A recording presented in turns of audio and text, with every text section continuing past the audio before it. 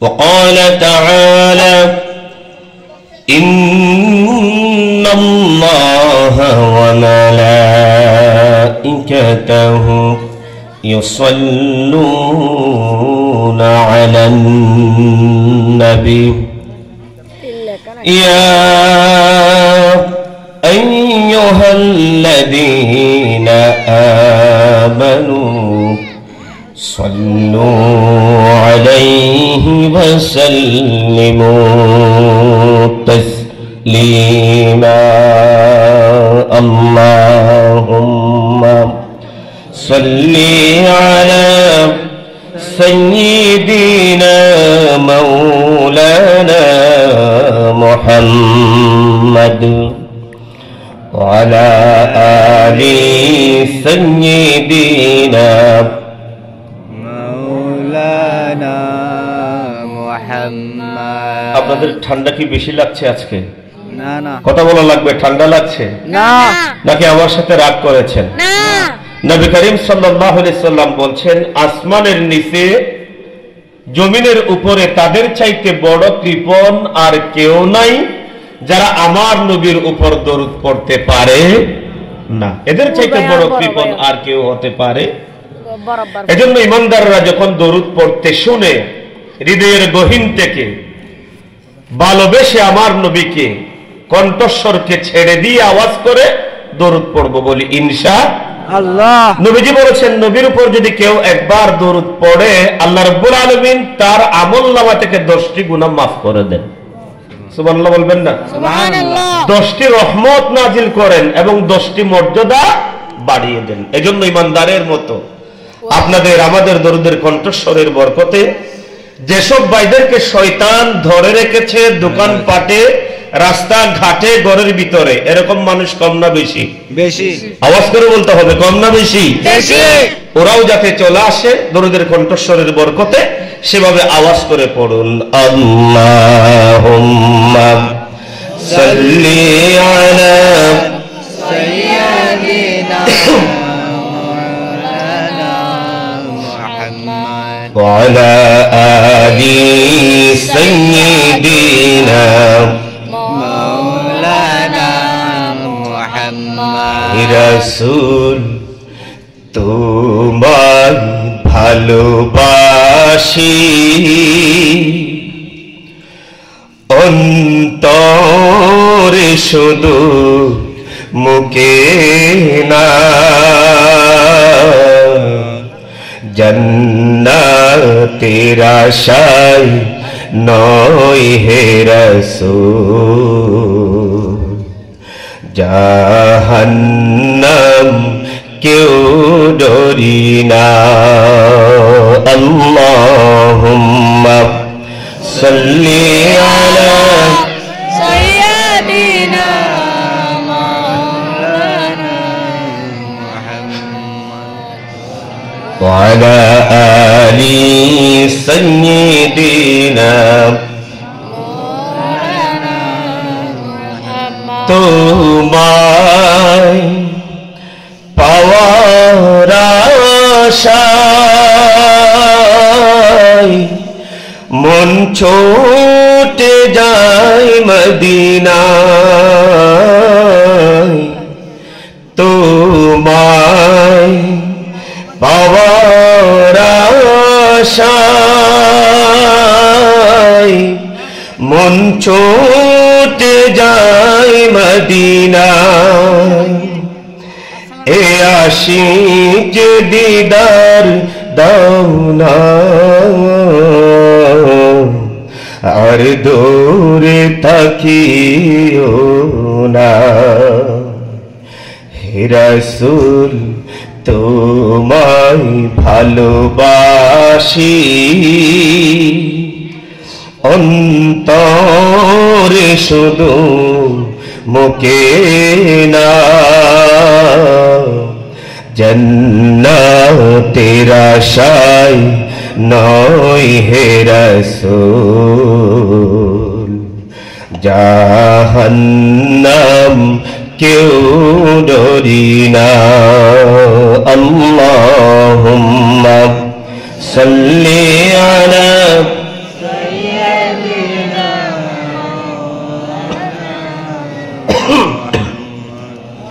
وعلى آل سيدنا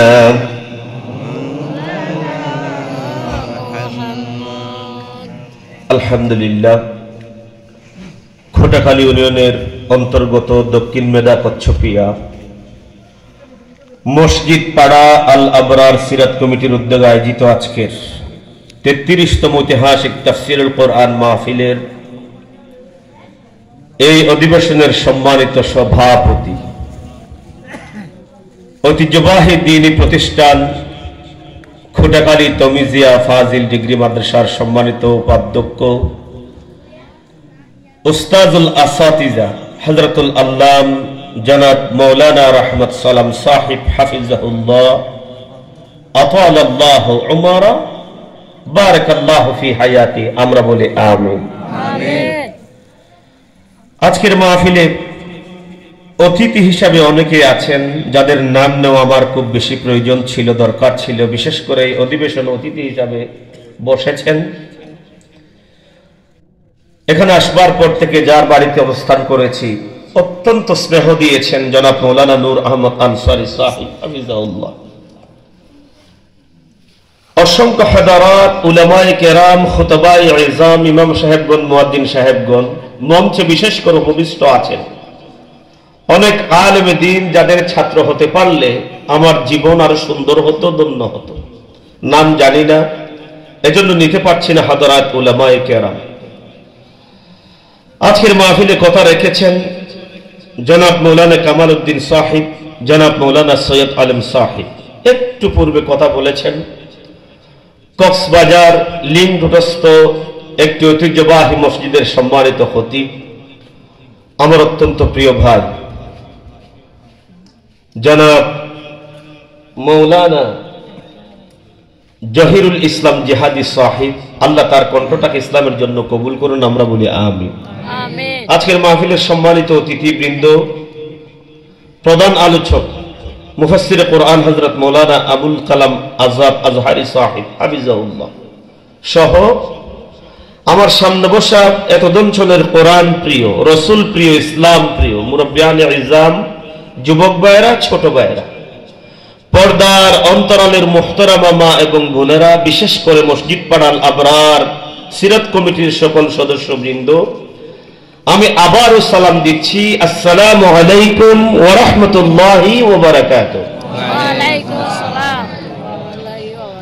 আমরা শুরুতেই যথারীতি মহান মনিবের আলিশান দরবারে কালিমাতুশ শুকর আদায় করব। এ কারণে যিনি নাই কথা বলা লাগবে, যিনি আমাদেরকে জালিমদের দলে রাখেন। জালিম কারা? আমরা জালিম বলি তাদেরকে যারা ক্ষমতা পেলে পরে 10 বছর 17 বছর মানুষের উপর চেপে বসে, যারা নিষ্পাপ মানুষ এদেরকে অপরাধী বানিয়ে শহীদের অমীয় সুদা পান করিয়ে দেন, আমরা তাদেরকে জালিম বলি। ঠিক কিনা বলুন? আমরা জালিম বলি তাদেরকে যাদের বাহুবল আছে, শক্তি আছে, দুর্বল মানুষগুলোকে কষ্ট দেয়, তাদের মাথার উপর চেপে বসে, আমরা তাদেরকে জালিম বলি। ঠিক কিনা বলুন? অনেক প্রকার জালিম আছে, এরাও জালিম, কিন্তু আল্লাহর কোরআন প্রকৃত জালিমদের পরিচয় পেশ করেছেন ছোট্ট একটি আয়াতের ভিতরে। সেটা কি? আল্লাহ রাব্বুল আলামিন বলেন, وَمَنْ أَظْلَمُ مِمَّنْ ذُكِّرَ بِآيَاتِ رَبِّهِ فَأَعْرَضَ عَنْهَا। আমার আল্লাহ বলেন, তার চাইতে বড় জালিম আর কে হবে?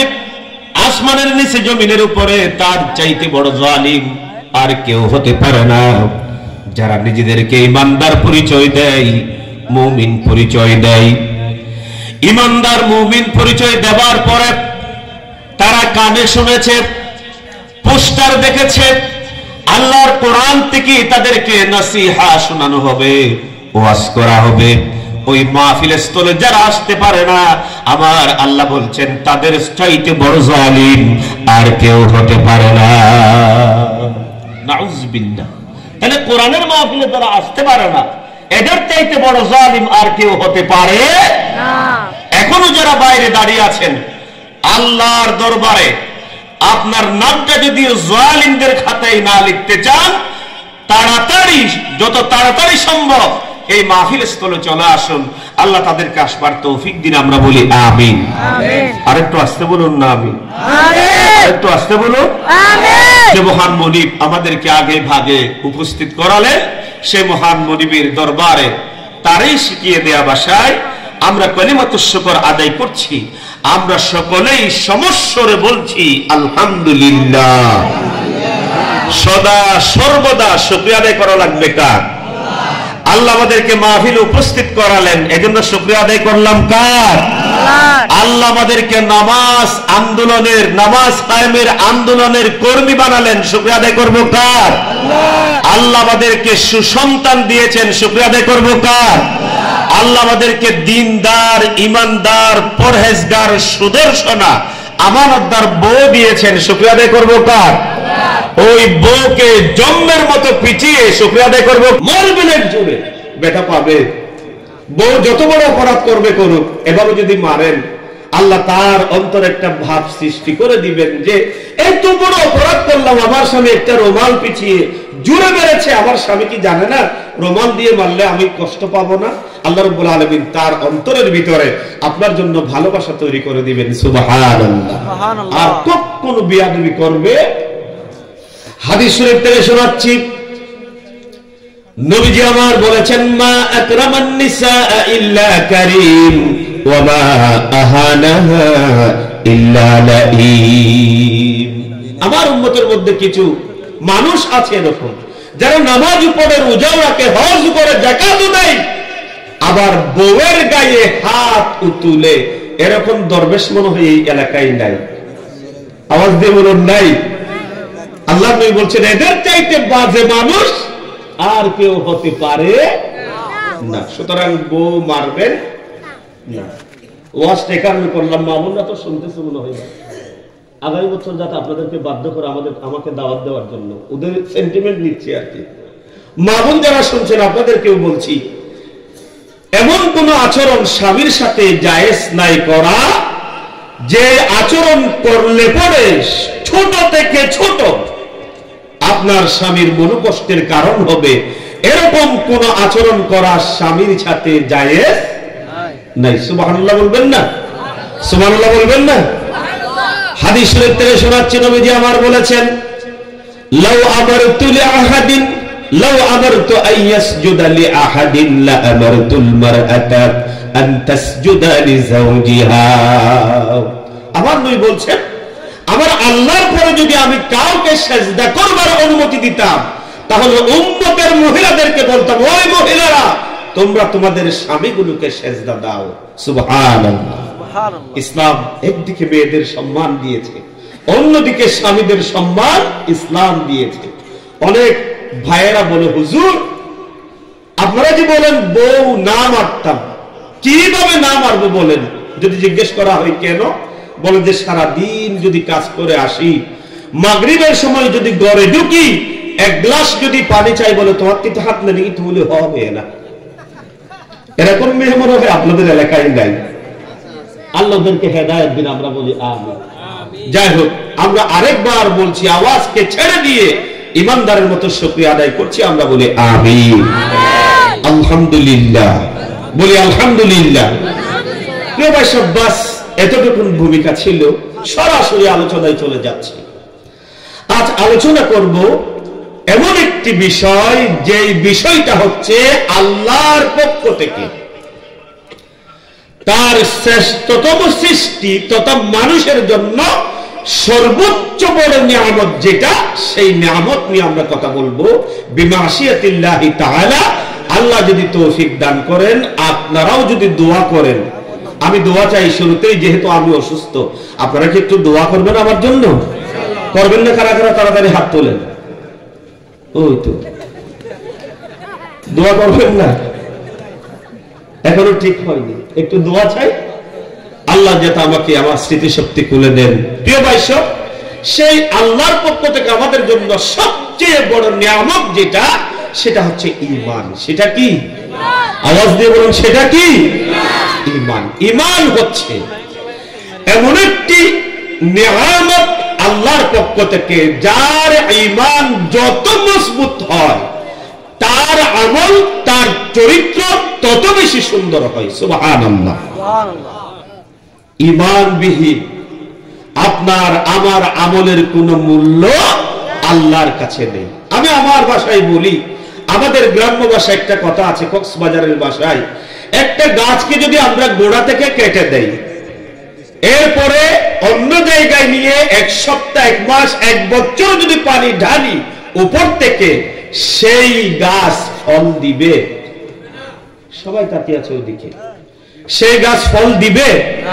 কেন দিবে না? কারণ শিকড় তো নাই। কারণ কি নাই? শিকড় নাই। আমার ভাইরা খেয়াল করুন, এই ঈমান হচ্ছে একটা শিকড়। আপনার শিকড় যদি, এই বেসিক যদি ভালো না থাকে, 1000 বছর কেন 10,000 বছর যদি বয়স পান, 10,000 বছর বা জামাত নামাজ আদায় করেন, তাহাজ্জুদ করেন, তাবলীগ করেন, যাই করেন না কেন, ঈমান ঠিক নাই, আপনার ওই আমলের কোনো মূল্য আল্লাহর কাছে নাই। ঠিক কিনা বলুন? ঈমান ঠিক আছে, অল্প আমল আমার জন্য যথেষ্ট হয়ে যাবে নাজাতের জারিয়া হিসাবে। সুবহানাল্লাহ। এখন খেয়াল করুন, ঈমানের বিষয় কেন আমি আপনাদের সামনে আজকে তুলে ধরব, কারণ হলো এই বাংলাদেশে আপনাদেরকে যদি প্রশ্ন করা হয়, আমার বাংলাদেশে শতকরা কয়জন মুসলমান বাস করে আপনারা জানেন নাকি? কথা বলুন, আপনারা জানেন বাংলাদেশে শতকরা কয়জন মুসলমান বাস করে? জানা আছে আপনাদের? 91 জন। শতকরা 91 জন মুসলমান বাংলাদেশে বাস করে। আল্লাহর ওয়াস্তে সবাই আমার দিকে দেখবেন, কোরআনের মাহফিলে ইমানদাররা আসে, মুনাফিকরা, কথা বলেন না কেন, ইমানদাররা আসে, মুনাফিকরা চলে যায়। এতগুলো মানুষ একসাথে একত্রিত হয়েছেন, রহমতের একটা ফোর্স আছে ফেরেশতাদের, ওরা চতুর্দিক থেকে আপনাদেরকে ঘিরে বসেছে। আপনাদের আমলনামায় কে কত বেশি সওয়াব লিখতে পারে সেটার প্রতিযোগিতা দিচ্ছে। সুবহানাল্লাহ। সুবহানাল্লাহ। শয়তানও কিন্তু বসে নাই। ওরা আপনাদেরকে বলবো, ও মুখ এসেছে, তার দিকে একটু তাকাও, আরেকবার বলবে একটু পান খেয়ে আয়, একটু চা খেয়ে আয়। অনেক সময় জিন শয়তান বুজুর্গের ছদ্মবেশে সেখানে আসবে, আপনারা যাতে তার দিকে তাকান। লাভ কি শয়তানের? যে আপনাদের মনোযোগ যখন সেদিকে চলে যাবে, আমি কি বলছি আর আপনারা সেটা পুরোটা বুঝবার কোনো সুযোগ থাকবে না। এজন্য আমার দিকে তাকাবেন, যে আসুক সেদিকে তাকানোর কোনো দরকার নাই। রাজি আছেন? রাজি আছেন সবাই? ইনশাআল্লাহ। যে কথা বলছিলাম, বাংলাদেশে শতকরা 91 জন মুসলমান আমরা বাস করি। বর্তমান জরিপ অনুযায়ী বলেন, যে দেশে শতকরা 91 জন মুসলমান বাস করে, সেই দেশের সংসদ নিয়ম অনুযায়ী আল্লাহর কোরআন দিয়ে চলা উচিত ছিল। ঠিক না বলুন? কিন্তু আল্লাহর কোরআন দিয়ে বাংলাদেশের এই যে সমাজনীতি, রাজনীতি, অর্থনীতি, সর্বোপরি আল্লাহর কোরআনের সংবিধান দিয়ে বাংলাদেশ কি চলছে ভাই? চলছে না। তার মানে কি? তার মানে হচ্ছে, আল্লাহর কোরআন থেকে শোনাচ্ছি, এই ছোট্ট একটি আয়াত যতবারই পড়ি, যতবার আমার চোখের সামনে পড়ে, আমার লোমগুলো খাড়া হয়ে যায়, চোখ বেয়ে পানি পড়ে। কারণে কাল কিয়ামতের মাঠে খোদার কসম আমি আব্দুর রহিম বসরি আল্লাহর দরবারে ইমানদার হিসাবে দাঁড়াতে পারবো কিনা আমার সন্দেহ হয়ে যায়। আয়াতটি হলো সূরা